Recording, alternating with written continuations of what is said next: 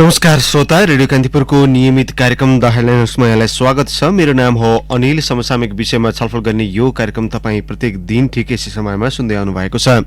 कार्यक्रममा आज हामी नेपाली कंग्रेसका केन्द्रीय सदस्य डाक्टर चन्द्र भण्डारीसँग पछिल्लो राजनीतिक अवस्था, प्रमुख प्रतिपक्षी कंग्रेसको आगामी रणनीति लगायतका विषयमा केन्द्रित भएर छलफल गर्दैछौँ। कार्यक्रम सुन्दै जाँदा आजका अतिथिसँग तपाईँलाई पनि कुनै प्रश्न वा जिज्ञासा राख्न मन लागेमा हाम्रो स्टुडियोको टेलिफोन नम्बर 55 41 904, टेलिफोन नम्बर पुनः एकपटक 55 41 904 मा राख्न सक्नुहुन्छ। कार्यक्रमका दौरानमा उठिसकेका प्रश्नलाई कृपया नटिपाउनुहोला।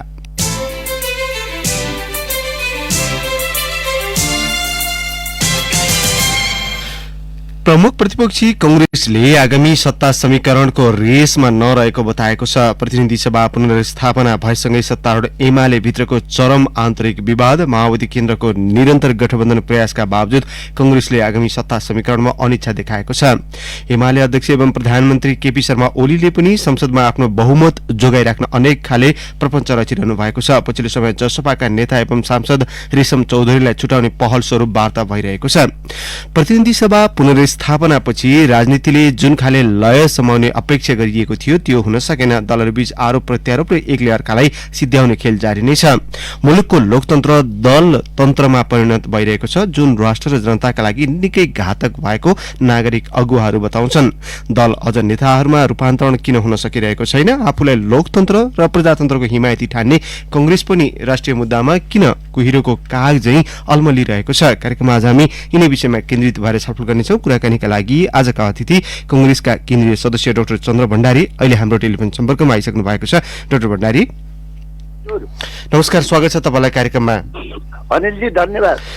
तपाईँहरूको पार्टीले हिजो अपूरणीय क्षति बिहोरेको छ। पार्टीका नेता एवं पूर्व मन्त्री नवीन्द्र राज जोशीको निधन भएको छ। सर्वप्रथम रेडियो कान्तिपुरको तर्फबाट हामी हार्दिक श्रद्धाञ्जली अर्पण गर्दछौँ।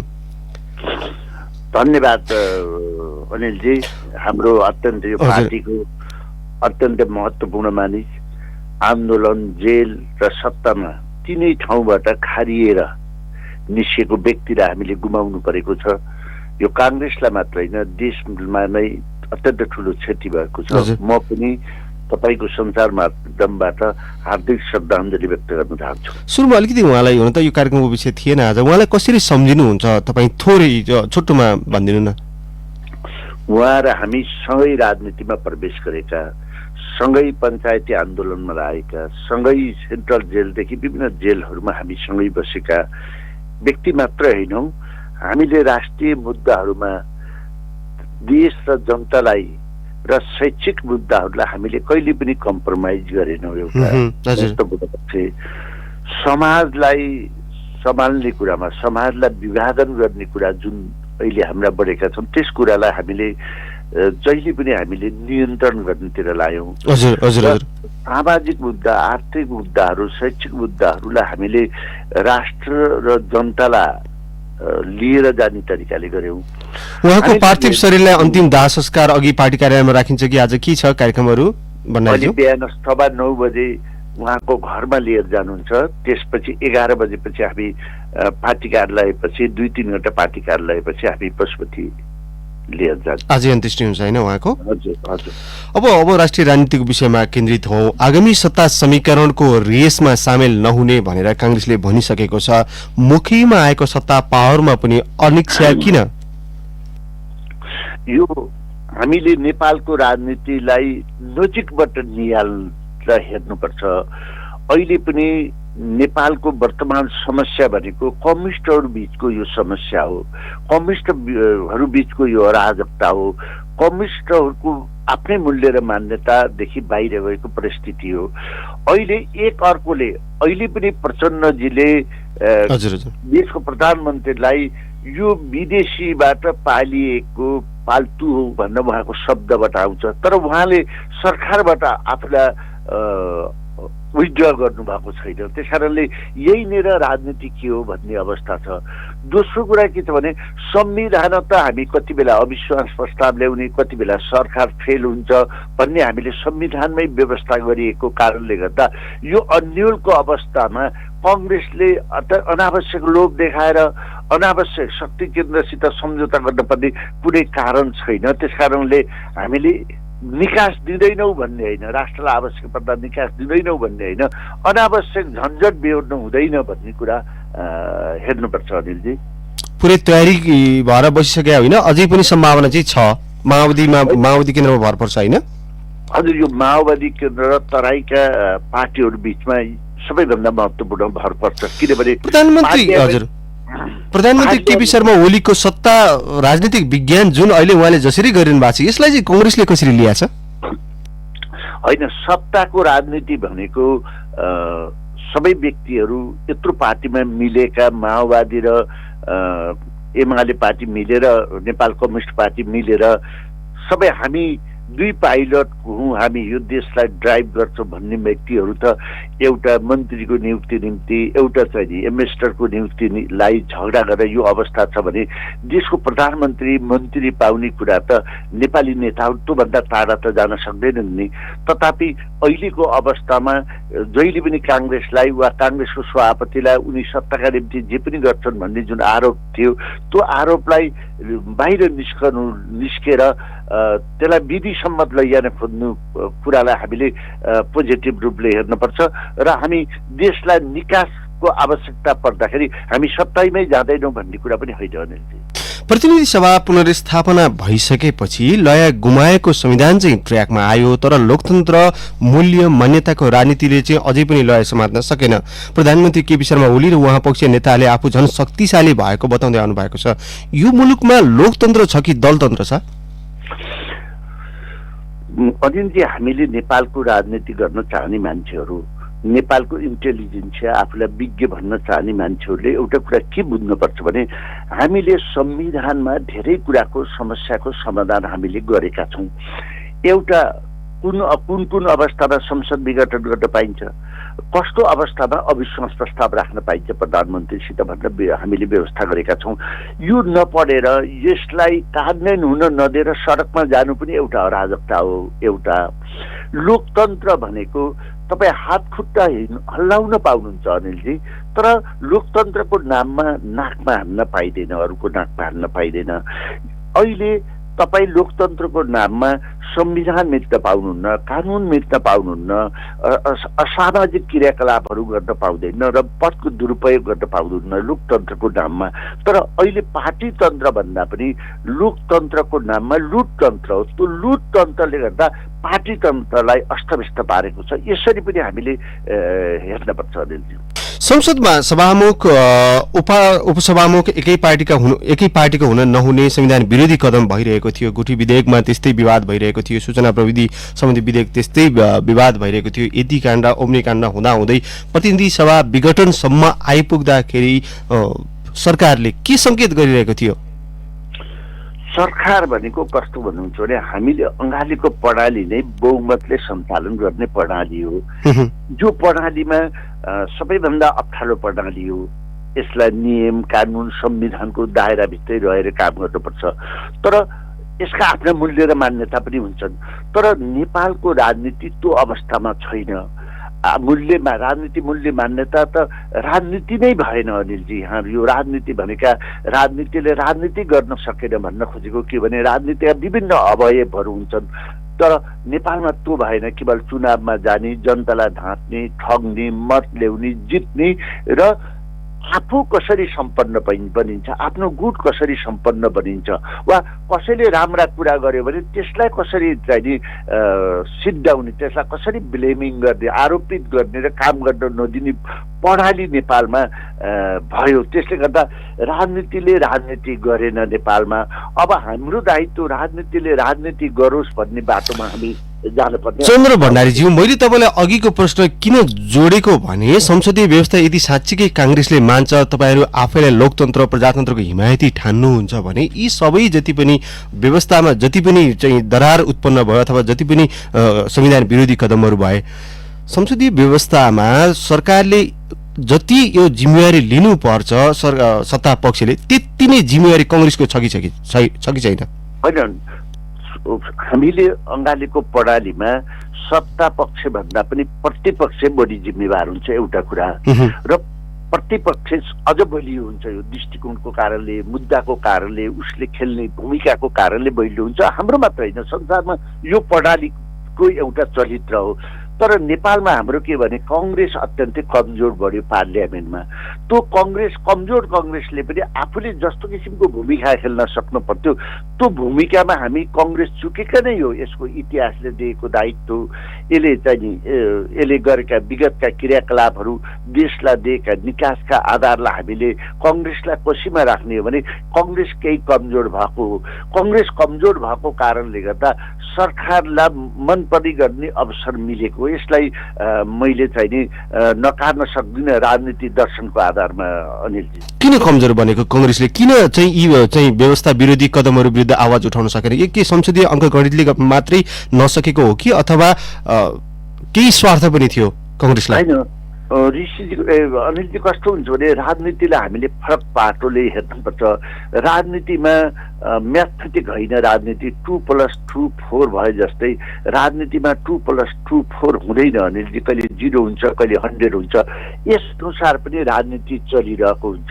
नेपालको राजनीति पनि त्यही अनुसार चलिरहेको छ, तर मूल्य र मान्यता अनुसार चलेन। जस्तै भन्नुहोस्, जहिले पनि राजनीति गर्ने नेतृत्व जनतालाई सम्पन्न गराउने, समाजलाई एकीकृत रूपले राख्ने, जनतालाई शिक्षा र स्वास्थ्यको पहुँच बनाएर विश्वको सामान्य प्रतिस्पर्धी कसरी बनाउन सकिन्छ भन्ने तरिकाले राजनीति चलेको हुन्छ। तर नेपालमा त्यसको जस्ट अपोजिट के भइदियो भन्नुहुन्छ भने जनता गरिब हुने, व्यक्ति धनी हुने, नेता अपारदर्शी हुने राजनीतिले गर्दाखेरि यसलाई विकृतिले पेलिदियो। त्यसकारण सरकार पनि त्यसरी नै गयो। तपाईँले भनेका कुराहरू सैद्धान्तिक हिसाबले चाहिँ ठिकै होला डाक्टर भण्डारी। जस्तो तपाईँले, मैले फेरि पनि जोडेँ, संसदमा तपाईँले आवाज उठाउने हिसाबले, अङ्कगणितको हिसाबले तपाईँले कमजोर हुनुहुन्थ्यो होला, तर सडक थियो, तपाईँहरूको मुद्दा स्थापित गर्ने थुप्रै निकायहरू थिए। यी जति पनि व्यतिथिहरू भए, यसमा कांग्रेसले यसलाई ट्र्याकमा ल्याउने काममा कांग्रेसले नेतृत्व गर्न सकेन। यो करिब करिब 4 वर्षको अवधि कांग्रेसले पनि त्यसै 3-3.5 वर्षको अवधि कांग्रेसले पनि त्यसै खेर फारेको हो नि, होइन? अनिलजी, हाम्रो नेपालको राजनीति गर्ने नेताहरू, विज्ञहरू, तपाईँ जस्तो संसारकर्मीहरूले पनि एउटा बुझ्नुपर्ने कुरा के छ भने, मैले पहिले नै निवेदन गरेँ, हाम्रो संविधानले सबै समस्याको समाधान पनि दिएको छ। हाम्रो नियम कानुनले रिवार्ड र पनिसमेन्टको पनि व्यवस्था गरेको छ। तर हामीले यसको स्टडी नगरिकन, यसलाई हामीले नबुझिकन, कानुनी दायरालाई अगाडि नबढाइकन सडकमा जाने भन्यौँ कि सधैँ। यो त पञ्चायती व्यवस्थाको बेला होइन, यो त राणाको बेलाको व्यवस्था होइन। अहिले त हामीले त कार्यपालिका, व्यवस्थापिका, न्यायपालिकाहरू बनाएका छौँ, पुरस्कार र दण्डको राम्रो व्यवस्था गरेका छौँ। त्यसलाई हामी चलाउँदाखेरि तपाईँहरूलाई कस्तो लाग्छ भन्नुहुन्छ भने काङ्ग्रेस किन सडक बनाएको गएको भने हिजोको जस्तो कम्युनिस्ट पार्टीले वा माओवादीले गरे जस्तो तपाईँलाई हत्या हिंसा, कम्युनिस्ट पार्टीले गरेको जस्तो अराजकता वा संसदमा पनि कम्युनिस्ट पार्टीले गरेको तोड जस्तो हेर्न चाहनुहुन्छ, त्यो कुराले बढी हाई साउन्डिङ पाउँछ नेपालको सञ्चार माध्यममा। तर नरम तरिकाले बोलेर भनेपछि के सरकारमा राम्रै भइरहेको थियो, चाहिँ मुद्दा चाहिँ व्यतिथि विरुद्ध बोल्नुपर्ने आवश्यकता थिएन कि के थियो? तपाईँलाई एउटा जोडिहाल्छु। पछिल्लो घटनाक्रम हेर्ने हो भने संविधानको मर्म विपरीत आएको अध्यादेशमा टेकेर संवैधानिक अङ्गहरूमा तपाईँका पार्टीका सभापतिले गुपचुप चाहिँ भागवण्डा गरेर आफ्नो कोटामा चाहिँ व्यक्तिहरू नियुक्ति गर्नुभयो। यस्ता कारणले गर्दाखेरि पनि कांग्रेसलाई अलि अप्ठ्यारो भएको हो कि सरकार विरुद्ध बोल्न? होइन, व्यक्तिले के दिनुभयो यो बाहिर सञ्चार माध्यमबाट आउने हो। तर नेपाली कांग्रेसको केन्द्रीय समितिले के गर्यो, शेरबहादुरजी पार्टी सभापति भएको केन्द्रीय समितिले गरेका निर्णयलाई हामीले आधार मान्ने हो। त्यसलाई हामीले नियुक्ति चाहिने असंवैधानिक हो, संवैधानिक नियुक्तिहरूमा गरेका क्रियाकलापहरू, नियुक्तिहरू असंवैधानिक हो, यसलाई हामीले फर्काउनुपर्छ, यसलाई चाहिँ गर्नु हुँदैन भन्न केन्द्रीय समितिले गरेको कुरालाई हामीले आधार मान्नुपर्छ। बाहिर के कुरा हुन्छ भन्ने कुरालाई आधार मान्नु होइन। कांग्रेसलाई कुनै पनि अप्ठ्यारो छैन। सरकारले गरेका क्रियाकलाप, सरकारले गरेका राम्रा पक्षलाई पनि हामीलाई एप्रिसिएट गर्न कुनै हिचकिचाहट छैन। सरकारले गरेका चाहे करप्सनका कुरा होस्, चाहे चाहिँ कोरोनाको बेलाको कुरा होस्, चाहे चाहिँ झलनाथजी जिउँदो मान्छेका निम्ति तपाईँले ट्रस्ट खोलेर सर्पा पाल्न दिएका पैसाका कुरा हुन्, चाहे अम्नी हुन्, चाहे व्हाइट बोडी हुन्, हरेक कुरामा हामी आलोचक पनि हौँ, सरकारलाई सही ठाउँमा लैजाने व्यक्ति पनि हुँ। त्यसकारण परिणाम त आएन, अप्ठ्यारो छैन। परिणाम त आएन डाक्टर भण्डारी। सबै एकैचोटि एउटै परिणाम आउँछ भन्ने कुरा होइन। संसदीय व्यवस्थामा वा जनतादेखि उत्तरदायी सरकारले चाहिँ हामीले एउटा कुरा अनिर्जित एउटा कुरा हामीले बुझ्नुपर्छ हामी सबैले कि भारतमा पनि हाम्रो जस्तो संसदीय व्यवस्था थियो। होइन समय यो खास गरी यो अलिकति अघिको मेरो प्रश्नमा अझै स्पष्ट पारिदिनु होला। तपाईँहरूको पार्टीमा पनि यो चाहिँ आन्तरिक विवाद पनि भएको विषय, जुन संवैधानिक अङ्गहरूमा अध्यादेशको विरोध तपाईँले गर्नुभएको थियो, अध्यादेशबाट संवैधानिक अङ्गहरूमा नियुक्ति गर्न हुँदैन भनेर त्यही बैठकमा तपाईँको पार्टीका सभापति गइदिनु भयो। अख्तियारदेखि केही अन्य निकायहरूमा पनि समानान्तर रूपमा बाँडेर मिलिजुली भागभण्डा भयो। खास गरी सरकार राज्यका अङ्गहरूमाथि निगरानी गर्ने संवैधानिक निकायहरूमा नै भागभण्डाका आधारमा नियुक्ति गरिदिनु भयो भने यसले कस्तो असर गर्ला? यतातर्फ त तपाईँहरूको पार्टी नेतृत्व अथवा तपाईँहरूको पार्टी नै कतिको जिम्मेवार हुनुपर्छ? होइन, हाम्रो पार्टीका कमी कमजोरी नभइदिएको भए अनिलजी, हाम्रो नेतृत्वले कमी कमजोरी नगरिदिएको भए, नेतृत्व गरिदिएको भए दुनियाँभरिमा कम्युनिस्टहरू चुनावबाट आएको छैन, नेपालमा दुईटै आएको छ। त्यसकारण हाम्रो पार्टीको कमी कमजोरी छ, हाम्रो नेतृत्वको कमी कमजोरी छ। यसभन्दा बाहिर हामी जान सक्दैनौँ भएको छ। त्यसकारणले त हामी कमजोर भएका छौँ। त्यसै कारणले त हामी पार्लियामेन्टमा कमजोर पर्फर्मेन्स भएको छ। यसमा धेरै कुरा लुकाउनु पर्ने छैन अझै। अब के गर्नुहुन्छ त? तपाईँहरू त महाधिवेशनमा जाँदै हुनुहुन्छ, 14औं महाधिवेशनमा पार्टी नेतृत्वको चाहिँ सधैँ चाहिँ विरोध भइरहन्छ। पार्टीका सभापति र वरिष्ठ नेताले गर्दाखेरि पार्टी यो अवस्थामा चाहिँ पुग्यो भनेर, तर फेरि चुनावमा आइसके पछाडि महाधिवेशनको चुनावी प्रक्रिया गइसके पछाडि फेरि उहाँहरूलाई नै उहाँहरूकै आधारमा गुट बनेर हुन्छ। पार्टीमा शुद्धिकरणको सम्भावना छ काङ्ग्रेसमा? देशको वर्तमान राजनीतिक चुनौतीहरू पार्टीको हेर्दा हाम्रो पार्टीमा कम विवाद र कम द्वन्द्व छ भन्ने कुरालाई मैले हेरेको छु।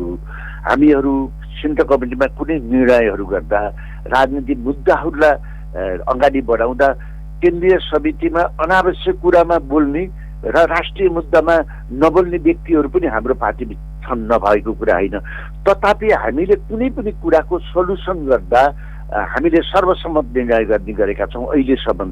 त बाहिर जसरी मिडियामा दिएर मान्छेहरूले आफ्नो पर्फर्मेन्स बढाउने वा आफ्ना कुरालाई बाहिर लैजाने प्रवृत्ति नेपालको अहिले बढेको छ, तथापि केन्द्रीय समितिमा हामीले सर्वसम्मत निर्णय गरेका छौँ भने चाहिँ एउटा।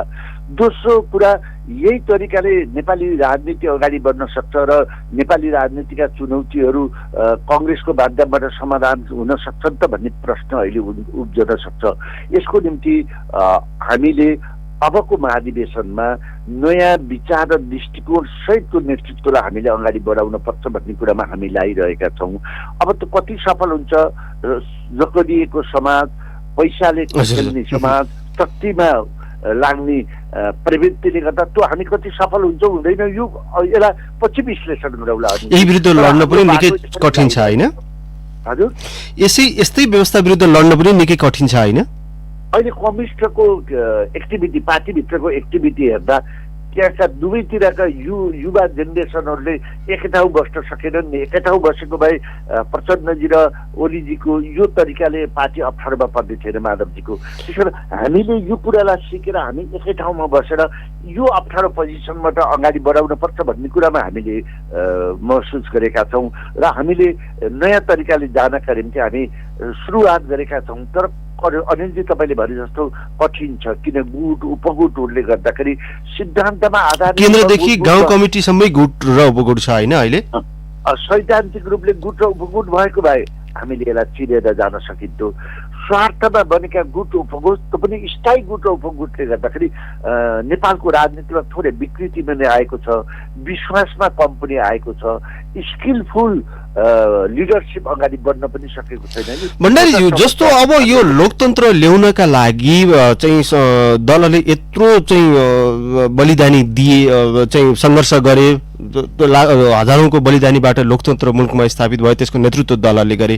तर यो लोकतन्त्रलाई व्यवस्थापन गर्ने कुरामा दलहरू किन चुकिरहेका छन्? लोकतन्त्र अहिले पनि मैले भने दलतन्त्रमा किन परिणत भइरहेको छ? अझ व्यक्तिवादी चाहिँ राजनीति अझ बढी हाबी भइरहेको छ, यस्तो चाहिँ किन भइरहेछ? अब मैले एउटा कुरा भने, यति धेरै लडेका, यति धेरै जेल परेका नेताहरू, चाहे शेरबहादुरजी हो, रामचन्द्रजी हो, चाहे तपाईँलाई त केपी ओलीजीहरू जस्तो नेताहरू हुन्छ लामो समय जेल परेका, तर उहाँहरू रामचन्द्रजी बाहेकहरू लामो समय सत्तामा पनि हुनुहुन्छ, फेरि सत्तामा अवसरमा पनि हुनुहुन्छ। उहाँहरू लिडरहरूले आफ्नो गुट उपगुट र सीमा सानो दायराभन्दा माथि उठ्नु पर्थ्यो। र मैले कस्तो तरिकाले मैले हेरेको छु भने नेता राम्रो छ भने परिवार राम्रो छैन, परिवार राम्रो छ भने उसको साथीभाइ राम्रो छैनन्। कता कता नेपालको लोकतन्त्र माफिया तन्त्रतिर गयो। त्यसकारण यसलाई नियन्त्रण गर्न कानुनले काम गर्न पर्छ। तर कानुन कस्तो भयो भने व्यक्ति हेरो, कानुनले व्यक्ति नहेरेको भए धेरै जसो नेताहरू, धेरै जसो कर्मचारी तन्त्रका व्यक्तिहरू जेलमा जान्थे। नयाँ नेता आउन, नयाँ विचार आउन वा यसलाई देशलाई लोकतन्त्र अगाडि बढाउन सकिन्थ्यो। तर माफिया तन्त्रको बाहुल्यता नेपालको राजनीति पर्यो र नेतृत्वबाट बाहिर निस्कन सकेर जुनसुकै हालतले भए, वा पारिवारिक रूपले होस्, वा उसको इन्टेन्सनको कारणले होस्, वा साथीको कारणले होस्, वा पार्टीभित्रका गुट उपगुटले गर्दाखेरि त्यो बाहिर देशलाई मात्रै लस भएको छैन, पार्टीभित्रै पनि एक थरी साथीहरूलाई त्यसले असर गरेको छ। यसलाई भत्काउन सकिने अवस्था छैन तत्काल, होइन? जबसम्म ल एन्ड अर्डरले काम गर्दैन, जब कानुनले व्यक्ति नहेर्ने प्रवृत्तिलाई हामीले अगाडि बढाउन सक्दैनौँ, यिनीहरूको नै बाहुल्य हुन्छ र लोकतन्त्र अझ योभन्दा अप्ठ्यारो अवस्थामा पुग्न सक्छ। भण्डारीज्यू, हजुर तपाईँलाई केही बेर कार्यक्रममा रोक्नुपर्ने बेला भएको छ। अब हामी ब्रेकतर्फ जाँदैछौँ। ब्रेकपछि केही श्रोताका प्रश्नसहित हामी थप छलफल गर्नेछौँ। कृपया छोटो समयका लागि टेलिफोन सम्पर्कमा रहिदिनु हुन म यहाँलाई आग्रह गर्दछु। कार्यक्रममा अहिलेलाई छोटो ब्रेक। ब्रेकपछि कार्यक्रममा यहाँलाई पुनः स्वागत छ। कार्यक्रममा आज हामीले नेपाली कंग्रेसका केन्द्रीय सदस्य डाक्टर चन्द्र भण्डारीसँग पछिल्लो राजनीतिक अवस्था, खास गरी प्रमुख प्रतिपक्षी नेपाली कंग्रेसको आगामी राष्ट्रिय राजनीतिकोमा कंग्रेसले कस्तो भूमिका निर्वाह गर्न सक्छ भन्ने विषयमा केन्द्रित भएर छलफल गरिरहेका छौँ। भण्डारीज्यू, हजुर, यहाँलाई पुनः स्वागत छ कार्यक्रममा।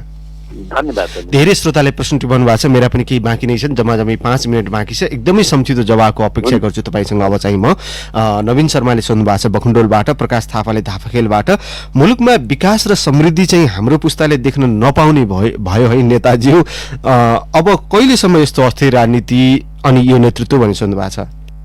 यो सबै कुरा तपाईँहरू जस्तो साथीहरूमा भर पर्छ। हामीले व्यक्तिलाई जसरी ब्लेम गर्छौँ नि चुनावको बेलामा, निर्वाचनको बेलामा, त्यो व्यक्तिलाई हामीले निर्वाचनबाट हामीले पराजित गर्यौँ भने नयाँ नेतृत्व आउन सक्छ। तब मात्रै यो देशले समृद्धि, विकास, शान्ति प्राप्त गर्न सक्छ। त्यो सबै कुरा हामीमा भर पर्छ। तर त्यो चुनावप्रतिको सचेतना जगाउने भन्ने विषयमा नागरिकलाई त्यो किसिमको सचेत बनाउने सवालमा पनि त यही नेतृत्व त जिम्मेवार हुनुपर्छ होला नि। यसमा कुनै शङ्कै छैन। तपाईँले भएको प्रश्नदेखि म सहमत। चुडाउनी भट्टराईले सोध्नु भएको छ रतुवामाई मोरङबाट, अहिले सरकारमा जाँदा केही गर्न नसक्ने र पौडेल पक्षले पनि एक्ल्याउने बुझेर सभापति शेरबहादुर देउवा सरकारमा नजानु भएको हो भनेर सोध्नु भएको छ उहाँले। नेपाली काङ्ग्रेसभित्र आदरणीय शेरबहादुर देउवा र आदरणीय रामचन्द्र पौडेलजीसँग त्यति ठुलो सैद्धान्तिक मतभेद पनि छैन र हामीले देशलाई निकास दिँदैनौँ पनि भनेका छैनौँ। तर अब यो लथालिङ्ग ताल र लथालिङ्ग अवस्थामा देशलाई राख्नुभन्दा नयाँ जनआदेशमा जाने सरकार गठन गर्यो भने देशले निकास पाउँछ र हामी कङ्ग्रेसभित्र हामी कुनै विवाद रहित हामी अगाडि बढ्न सक्छौँ। श्याम खतिवडाले सोध्नु भएको छ बानेश्वरबाट, श्याम खतिवडाले इनरुवाबाट, मुकुन्द प्रसाद अधिकारीले गोठाटारबाट सोध्नु भएको छ नेपाली कंग्रेसले ओलीको कदम विरुद्ध आन्दोलन गर्यो, अहिले परिस्थिति अनुकूल बन्दा सरकार बनाउन किन पहल गर्न सकिरहेको छैन? संसदीय व्यवस्थापन नै असफल भएको हो जस्तो लाग्छ यहाँलाई भनेर सोध्नु भएको छ।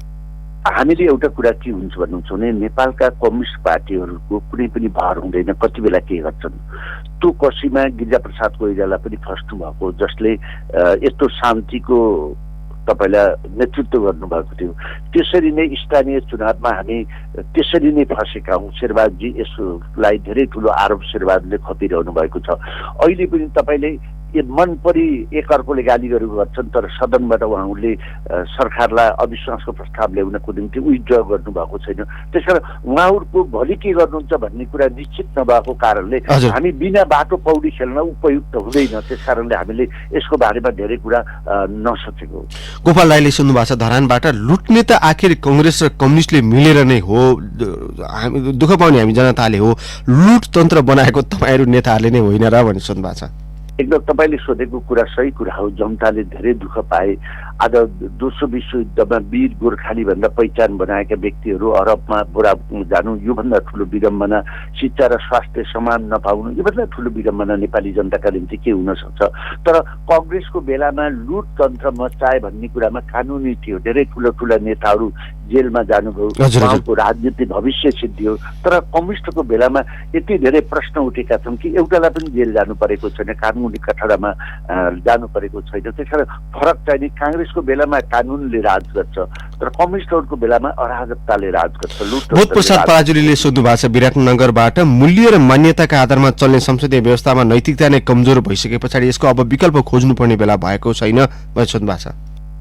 अब सही तरिकाको सही नेतृत्व हामीले नेपालको राजनीतिमा हामी ल्याउन सकेनौँ भने नेपालमा प्रजातन्त्र होइन लुटतन्त्र अझ फैलाएर जान्छ र नेपाली जनताले अझै दुःख पाउँछ। त्यसकारण नेतृत्व पारदर्शी, कर्मचारी तन्त्रमा पनि, राजनीतिमा पनि, शिक्षामा पनि, स्वास्थ्यमा पनि नेतृत्व भन्दा हामीले एउटा पार्टमा मात्र हेर्नु हुँदैन।